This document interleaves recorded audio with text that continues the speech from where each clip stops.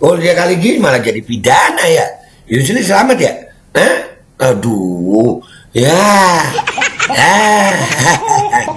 Ingat Oce Kaligis. Dan semoga Allah Subhanahu wa Ta'ala menghancurkan sehancur-hancurnya para pelaku pembantaian 6 syuhada pengawal kami dan yang memerintahkannya, serta para aktor intelektualnya juga yang merestuinya, dan semua yang terlibat dalam pembantaian sadis dan brutal tersebut secara langsung maupun tidak langsung. Allahumma dammirhum tadmira waqtulhum balada wala tughadir minhum ahada ya qawi ya matin ya muntaqim amin ya rabbal alamin.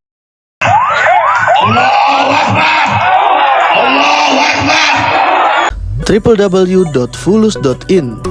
Buat kalian yang nggak mau repot-repot dan nggak mau ribet bayar token tagihan listrik, bayar token internet, BPJS, bayar tagihan PAM, pulsa reguler, dan berbagai macam tagihan online lainnya, langsung aja ke nomor berikut ini. Kunjungi website resminya di www.fulus.in. Assalamualaikum warahmatullahi wabarakatuh. Welcome back, selamat datang lagi di channel Babeldo bersama gua Babeldo, YouTuber rakyat biasa yang tetap santuy, tetap sehat, dan jangan lupa ngopi karena udah buka puasa nih ya guys. Bismillahirrahmanirrahim. Alhamdulillah rabbil alamin, wassalatu wassalamu ala sayyidil mursalin sayyidina Muhammadin wa ala alihi washabihi ajmain. Rabbi shrah li sadri wa yassir li amri wahlul 'uqdatam min lisani yafqahu qawli bi Nabi wa alihi. Salam revolusi akhlak, semangat revolusi akhlak. Semoga akhlak kita jadi lebih baik hari ini dibanding kemarin. Panjang umur, perjuangan, merdeka, Allahu Akbar. Salam sejahtera bagi seluruh rakyat Indonesia dimanapun kalian berada. Semoga kalian semuanya dalam keadaan sehat walafiat, tidak kurang suatu apapun. Dan mudah-mudahan kalau ada yang sakit dari kalian itu menjadi sakit penghapus dosa, penambah pahala, sakit yang insya Allah segera disehatkan oleh Allah Subhanahu Wa Taala dalam sehat yang manfaat. Amin ya rabbal alamin.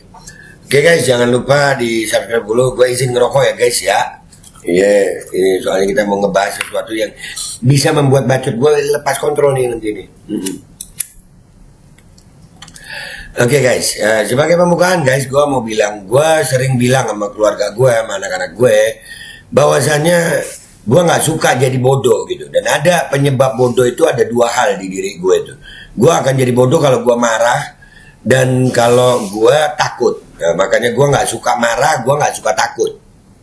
Ya, nah tapi setelah melihat ini pemilu 2024 ada satu lagi yang bikin goblok guys, menjilat. Jadi nggak cuma marah, nggak cuma takut. Orang kalau udah menjilat jadi goblok. Contohnya siapa? Nanti kita lihat sama-sama. Ini apakah Yusril termasuk goblok tolol? Kita nggak tahu. Cuman kita lihat ya. Kita bisa nampol dia sendiri gitu. Ya, apakah ini termasuk goblok atau dan tolol ya? Silakan kalian nilai ya. Kita sudah dapat mengatakan bahwa permohonan ini sebenarnya lebih banyak tes dan seperti yang awal tadi, dan sedikit sekali bukti yang dikemukakan dan sifatnya itu adalah kualitatif, yang tentunya adalah meminta supaya memohon kepada Mahkamah Konstitusi supaya mendiskualifikasi pasangan calon. Ya, ini nggak usah panjang-panjang. Ya. Ini nggak usah ahli hukum yang nanggapin dia nih, gue aja lulusan SMA. Masa sekelas Yusril yang profesor dan di situ ada orang-orang mahal itu, ya masa nggak tahu itu sidang adalah sidang awal gitu, belum sidang pembuktian. Ya semuanya narasi dulu dan itu pun masih lumayan ada bukti-bukti juga yang disampaikan, walaupun belum masuk sampai pada tahap sidang pembuktian. Ya di situ yang gue bilang guys, orang kadang-kadang ya, gue tuh jadi bodoh karena 2 hal. Kalau gue nih, dulu itu karena takut sama karena marah. Kalau kita udah marah, udah takut, nah itu jadi bodoh kita. Nah ini sekarang, masa sekelas Prof. Yusril nggak tahu sih, itu jadwal sidang pembukaan dulu, masih permulaan. Belum jadwal sidang untuk pembuktian. Masa dia nggak tahu sih, profesor loh dia nih. Nah ini guys, ya itulah. Juta gentar, membela yang bayar. Lagunya gitu sekarang ya. Dan ini akhirnya Yusril nampol Yusril gitu. Jejak digital itu kejam. Nih Yusril pernah ngomong begini juga. Nih Yusril pernah ngomong begini. Tapi saya kira putusan MK yang terakhir, yang keempat, yang nomor 90 itu memang mengubah peta politik secara drastis ya, karena memang membuka kesempatan bagi Pak Gibran untuk maju. Apakah Pak Gibran akan memanfaatkan putusan MK itu benar-benar maju atau tidak maju, ya kita serahkan kepada beliau. Kalau beliau mau konsultasi dengan keluarganya, ya tentu ya kita serahkan sepenuhnya kepada beliau. Walaupun saya Ini orang yang sama ya guys, ini orang yang sama, jangan salah loh. katakan bahwa ini adalah putusan yang kontroversial dan mengandung cacat hukum di dalamnya. Putusan Kontroversial, cacat hukum, sekarang dibela. Ya kan? Gue bilang apa? Orang ya begini, ini termasuk tolol nggak sih? Menurut kalian ini termasuk tolol nggak sih? ini problematik, ya kita serahkan kepada beliau, dan saya percaya bahwa Pak Jokowi dan sebagai kepala keluarga dan Mas Gibran sendiri tentu akan mengambil keputusan yang paling bijaksana di tengah-tengah kemungkinan reaksi yang makin meluas akibat dari putusan yang kontroversial ini. Tapi saya kira putusan kontroversial dia. Ya, mana tadi? Kontroversial dia bilang. Reaksi yang makin meluas akibat dari putusan yang kontroversial ini. Berarti kepada Mas Gibran, maksudnya kepada koalisi itu belum membicarakan atau menyampaikan saran sebagai akademisi terkait problematika ini. Ya, kalau sekiranya besok atau hari ini ada pertemuan dan ketua-ketua partai akan diberikan kesempatan berbicara, saya akan menyampaikan apa yang saya pikirkan hari ini. Jadi lu lihat ya, mukanya ada berapa Yusril ini? Mukanya ada berapa? Nih ya, ini buat yang percaya gue aja, udah stop. Anak kalian jangan sekolah tinggi-tinggi deh. Kadang-kadang sekolah tinggi-tinggi tapi pendidikannya nggak dapet, cuma dapat ijazah, akhirnya begitu. Integritasnya. Ini yang ngomong orang yang sama loh guys. Yusril Iza Mahendra, orang yang sama. Orang yang sama. Ini sekarang ngebela. Dulu dia ngomong begini.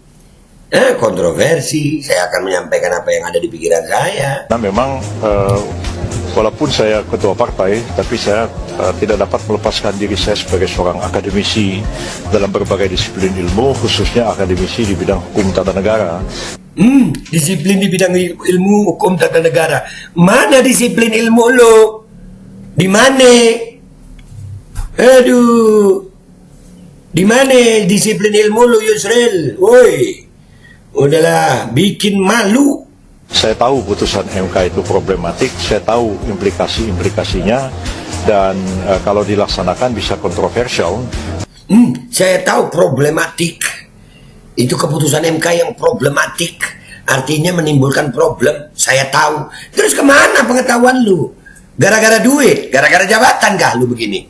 Na'udzubillah min dzalik. Na'udzubillah min dzalik. Dan saya akan sampaikan itu kepada rapat koalisi, dan kita lihat nanti pandangan dari ketua-ketua partai yang lain, dan kita musyawarahkan. Andai pun dikatakan bahwa ya meskipun kontroversial kita jalan terus mengajukan Pak Gibran, ya saya sebagai anggota koalisi mengatakan ya saya menghormati putusan koalisi, karena dalam demokrasi itu kan orang yang kalah harus ikut orang yang menang. Ya, jadi kalau misalnya ada 9 orang mengambil keputusan, 7 orang setuju, 2 nggak setuju. 2 yang nggak setuju kan nggak boleh ngambek. 2 yang nggak setuju itu harus tunduk pada keputusan mayoritas. Jadi saya akan seperti itu. Nah, dari sini kita dapat pelajaran. Ini loh buruknya demokrasi kita. Kalau yang unggul itu adalah orang-orang yang salah, orang-orang yang mungkar, maka yang baik pun ikut yang mungkar. Gua nggak mau. Kalau gua akan mempertahankan kebenaran. Ya, kebenaran mungkin bisa kalah di demokrasi, tapi kebenaran tidak akan pernah salah. Yusril ngakui nih. Yusril ngakui bahwasanya menurut ilmu yang dia ketahui, bahwasanya keputusan MK itu problematik, itu kontroversi itu. Tapi dalam demokrasi dia bisa saja ngikut. Menjijikkannya, ya Allah. Gara-gara yang begini bisa menggadaikan kebenaran. Allahu Akbar, jijik gue. Saya tetap konsisten sebagai seorang akademisi yang paham persoalan ini, tapi saya juga terlibat dalam proses pengambilan keputusan politik yang sebenarnya tidak mudah untuk dilakukan. Dia orang yang akademisi yang paham dengan disiplin ilmu ini, tapi dia, ya Allah, begini politik demokrasi Indonesia. Jijik gue. ilmu digadaikan dengan yang begini. Nauzubillah min dzalik. Tapi harus mencapai kompromi politik di antara semuanya. Ya, PBB ya kalau misalnya koalisi tetap mengatakan bahwa Pak Prabowo mengusulkan Pak Gibran, saya sudah kemukakan pandangan saya. Jadi kalau di DPR itu kayak major haste nota begitu. Jadi menjadi catatan sejarah, jadi pengetahuan umum bahwa saya sudah mengemukakan satu pendapat seperti ini. Tapi kalau misalnya mau ditempuh jalan terus, ya saya menghormati itu putusan demokratis. Lihat ya, tapi jangan sampai lihat saya ya, tidak menyampaikan apa yang saya tahu dan saya paham persoalan itu. Ini orang yang sama, lu lihat betapa menjijikannya, ya, betapa menjijikannya proses demokrasi ini. Ya. Orang yang tahu disiplin ilmu bisa tuh ngomong begini dia. Dia tahu ini cacat hukum, dia tahu ini problematik, dia tahu. Tapi untuk bisa menegakkan kebenaran itu dia harus, ya Allah, menggadaikan, ya Allah. Nauzubillah min dzalik. Dan pantas saja dah. Gue inget satu pepatah bilang burung nggak akan terbang kecuali sama dengan jenisnya. Ya udahlah, lalat memang sama sampah. Ye. Alhamdulillah, Ramadan mudah-mudahan Allah selamatin kita nih. Ini rekam jejak. Yusril terancam hukuman seumur hidup. Ulangi awal dulu. Ini apa nih? Jejak Yusril Iza Mahendra jadi tersangka di era SBY, gabung ke Jokowi dan kini bela Muldoko. Nah, ini kita jejak Yusril ini. Wah, jejak Yusril. Wah, Yusril terancam hukuman seumur hidup. Wah, ya. Di era SBY ternyata Yusril Iza Mahendra pernah ditetapkan tersangka kasus korupsi. Sama kayak OC Kaligis ya. Oh, dia Kaligis malah jadi pidana ya. Yusril selamat ya? Aduh. Ya. Ingat OC Kaligis, pengacara di penjara gara-gara terima suap. Dulu divonis 10 tahun penjara nasibnya. Nah, ada di Yusril itu OC Kaligis, ngopi dah.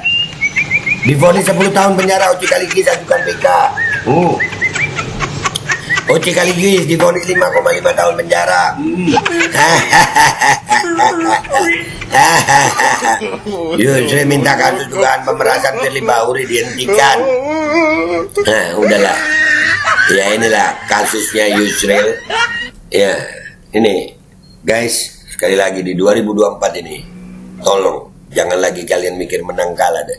Menjaga kewarasan itu paling utama. Menjaga kita tetap di barisan kebenaran. Yusril telah menunjukkan sama kita betapa ilmu bisa dibeli oleh demokrasi. Kebenaran, dia akademisi yang tahu disiplin ilmu. Sekarang jadi begini. Ini buat gue Yusril, catat nih Yusril, menjijikkan lu. Makasih. Gue Babe Aldo pamit dulu. Selamat berpuasa semuanya. Wabillahi taufiq wal hidayah. Waridha wal inayah wal afu minkum. Wassalamualaikum warahmatullahi wabarakatuh. Asli menjijikkan. Kita sekali dapat mengatakan bahwa permohonan ini sebenarnya lebih banyak das seperti yang awal tadi, dan sedikit sekali bukti yang dikemukakan dan sifatnya itu adalah kualitatif, yang tentunya adalah meminta supaya memohon kepada Mahkamah Konstitusi supaya mendiskualifikasi pasangan calon. Tapi saya kira putusan MK yang terakhir, yang keempat, yang nomor 90 itu memang mengubah peta politik secara drastis ya, karena memang membuka kesempatan bagi Pak Gibran untuk maju. Apakah Pak Gibran akan memanfaatkan putusan MK itu benar-benar maju atau tidak maju, ya kita serahkan kepada beliau. Kalau beliau mau konsultasi dengan keluarganya, ya tentu ya kita serahkan sepenuhnya kepada beliau. Walaupun saya katakan bahwa ini adalah putusan yang kontroversial dan mengandung cacat hukum di dalamnya, putusan ini problematik, ya kita serahkan kepada beliau, dan saya percaya bahwa Pak Jokowi dan sebagai kepala keluarga dan Mas Gibran sendiri tentu akan mengambil keputusan yang paling bijaksana di tengah-tengah kemungkinan reaksi yang makin meluas akibat dari putusan yang kontroversial ini. Berarti kepada Mas Gibran, maksudnya kepada koalisi itu belum membicarakan atau menyampaikan saran sebagai akademisi terkait problematika ini. Ya, kalau sekiranya besok atau hari ini ada pertemuan dan ketua-ketua partai akan diberikan kesempatan berbicara, saya akan menyampaikan apa yang saya pikirkan hari ini. Karena memang walaupun saya ketua partai, tapi saya tidak dapat melepaskan diri saya sebagai seorang akademisi dalam berbagai disiplin ilmu, khususnya akademisi di bidang hukum tata negara. Saya tahu putusan MK itu problematik, saya tahu implikasi-implikasinya, dan kalau dilaksanakan bisa kontroversial, dan saya akan sampaikan itu kepada rapat koalisi, dan kita lihat nanti pandangan dari ketua-ketua partai yang lain, dan kita musyawarahkan. Andai pun dikatakan bahwa ya meskipun kontroversial kita jalan terus mengajukan Pak Gibran, ya saya sebagai anggota koalisi mengatakan ya saya menghormati putusan koalisi, karena dalam demokrasi itu kan orang yang kalah harus ikut orang yang menang. Jadi kalau misalnya ada 9 orang mengambil keputusan, 7 orang setuju, 2 nggak setuju. 2 yang nggak setuju kan nggak boleh ngambek. 2 yang nggak setuju itu harus tunduk pada keputusan mayoritas. Jadi saya akan seperti itu. Saya tetap konsisten sebagai seorang akademisi yang paham persoalan ini, tapi saya juga terlibat dalam proses pengambilan keputusan politik yang sebenarnya tidak mudah untuk dilakukan, tapi harus mencapai kompromi politik di antara semuanya. Ya, PBB ya, kalau misalnya koalisi tetap mengatakan bahwa Pak Prabowo mengusulkan Pak Gibran, saya sudah kemukakan pandangan saya. Jadi kalau di DPR itu kayak major haste nota begitu, jadi menjadi catatan sejarah, jadi pengetahuan umum bahwa saya sudah mengemukakan satu pendapat seperti ini. Tapi kalau misalnya mau ditempuh jalan terus, ya saya menghormati itu putusan demokratis, tapi jangan sampai saya tidak menyampaikan apa yang saya tahu dan saya paham tentang persoalan itu.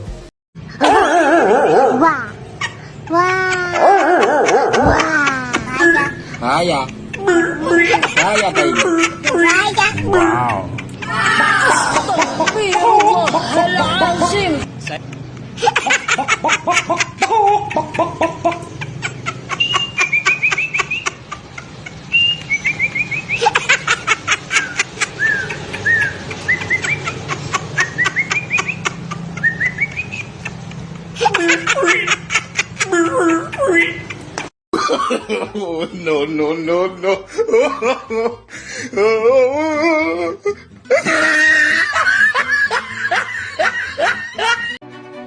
Ayo pasang iklan produk jualan kalian di Babe Aldo Official Channel. Dengan jangkauan ke ratusan ribu penonton, insya Allah omset melonjak hingga 3 kali lipat. Konten iklan Anda akan tayang di 2 akun utama YouTube Babe Aldo dengan ratusan ribu penonton selama 5 hari berturut-turut, dan juga akan tayang di Instagram dan juga TikTok Babe Aldo. Harga 500.000 untuk pemasangan 1 kali iklan tayang 5 hari berturut-turut. Untuk kerjasama pemasangan iklan, hubungi WhatsApp ke 0812 8385 8736.